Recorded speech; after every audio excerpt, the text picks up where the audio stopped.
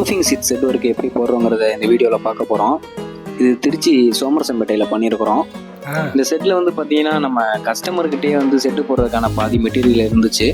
மீதி பாதி மெட்டீரியல் மட்டும்தான் புதுசாக வாங்கினோம். அப்போ இந்த செட்டில் வந்து ஒரு ஓப்பன் கொடுத்துருக்கோம். தேவைன்னா திறந்துக்கிற மாதிரி, தேவையில்லாதப்ப க்ளோஸ் பண்ணிக்கிற மாதிரி.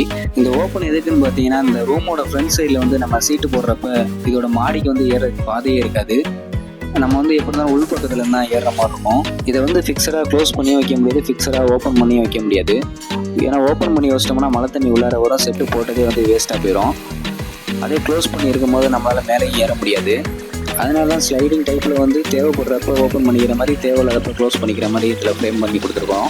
இது மாதிரி செட் ஒர்க் உங்களுக்கும் பண்ணணும்னா கீழே உள்ள எனக்கு தொடர்பு கொள்ளுங்கள். நாங்கள் செட் ஒர்க், எஸ்எஸ், அப்புறம் எம்எஸ் போன்ற எல்லா வேலையும் திருச்சி அப்புறம் தமிழகம் முழுவதுமே பண்ணுறோம்.